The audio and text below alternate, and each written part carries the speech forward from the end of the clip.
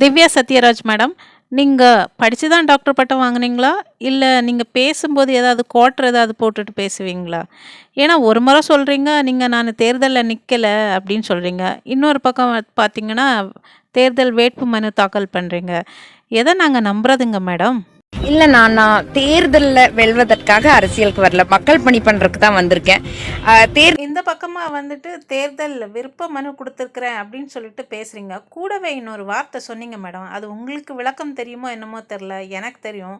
வேணா நான் உங்களுக்கு சொல்லி தரட்டுமா? தலைவர் டிசைட் பண்ணுவாரு.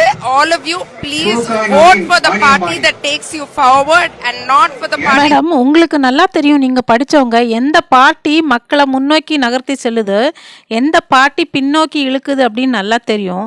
நீங்க உங்க மனசாட்சியை தொட்டு சொல்லுங்க. திமுக மக்களை எல்லாம் முன்னோக்கி நடத்துதா, இல்ல அவங்க குடும்பத்தை முன்னோக்கி நடத்துதான்னு கொஞ்சம் தெரிஞ்சுட்டு பேசுங்க மேடம். நீங்க டாக்டரா?